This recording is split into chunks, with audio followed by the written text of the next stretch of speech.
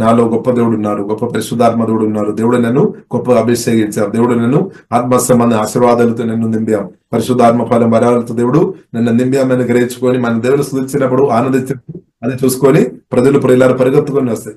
ఎందుకంటే ఆనందం, సంతోషం, సమాధానం, నెమ్మది చూసుకొని. కాబట్టి ప్రియుల మనం ఆనందించుకోవాలి, ప్రభువునందు ఆనందించుకోవాలి.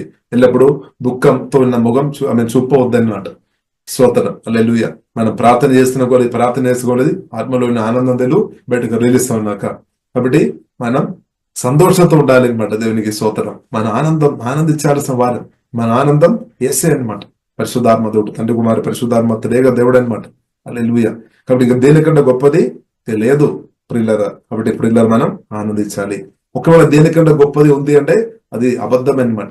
సాతాను మోసం చేసినట్టు అవుతుంది అనమాట, చక్కెర మాటలు చేత. కాబట్టి యేసుక్రీస్తు కంటే గొప్పది ఏది దొరకలేదు. హల్లెలూయా. నా తండ్రి యేసుక్రీస్తు పట్ల నేను చెప్పారు, నా తండ్రి అందరికన్నా గొప్పవాడు అంటే దానికి అర్థం క్రీస్తు కూడా గొప్పవాడు అనమాట. తండ్రి కుమారు పరిశుద్ధాత్మ దేవుడు, అలా గొప్ప దేవుడు మనలో వచ్చి నివాసం చేస్తున్నా. కాబట్టి ఇంకా చిన్న చిన్న విషయం గురించి నేను మీరు బాధపడాల్సిన అవసరం లేదు. హల్లెలూయా. కాబట్టి దేని గురించి మనం చింతించకండి, బాధపడవద్దు. గొప్పది దేవుడు మనకి ఇచ్చేస్తే దానిలో మనం ఆనందించుకొని గంతులు వేసుకొని ప్రియులారా మనం ముందుకు వెళ్ళాలి. మిగిలిన కూడా దేవుడు అనుగ్రహిస్తాడు. కాబట్టి ప్రియులారా మనం చూస్తున్నాము, ఆ వరద ఇంగ్రీస్ అవుతున్న కొద్ది నోహవు కూడా కిందకి పోలేదు, ఇంకా పైకి వచ్చింది అనమాట. కాబట్టి ఈ కాలంలో కూడా కడవరి కాలం, అందే కాలంలో కూడా సమస్యలు మనకు ఇంగ్రీస్ అవుతుందేమో. కానీ ప్రియులరా ఓడ మాత్రం ఇంకా పైకి వెళ్ళిపోతుంది అనమాట. కిందకి పోలేదు, పైకి వెళుతాయి. సమస్యలు రకరకాల సమస్యలు మీరు వెళుతున్నారు. కాబట్టి ఆ సమస్యలు వలన ఏమవుతుంది, అది కూడా మేలుకరంగా దేవుడు తెరుస్తాడు.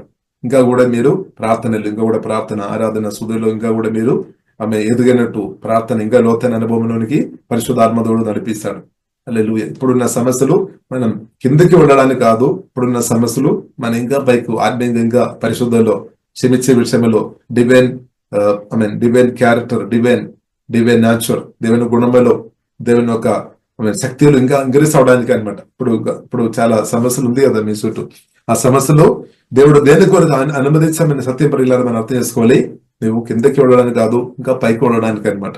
అంటే సమస్యలు దేవుడు అనుమతిస్తాడు. కొన్ని సమస్యలు, కొన్ని శోధనలు ఉండవచ్చు, కొన్ని శ్రమలు కావచ్చు, లోపరోడు దానిలో అది నిన్ను ముంచివేయలేదు, నీ ఇంకా పైకి వెళ్ళిపోతాయి అనమాట. ఇంకా పైకి, ఇంకా ఆత్మీయంగా, ఇంకా పరిశోధనలో, దైవ జ్ఞానంలో, దేవుని పవర్లో, డివైన్ పవర్లో, నా పట్ల నీ పట్ల ఉన్న దేవుని పిలుపులో ఇంకా మనం ఇంగ్రీస్ అవుతాయి అనమాట. యేసునామములో ఇంగ్రీస్ అవునారు.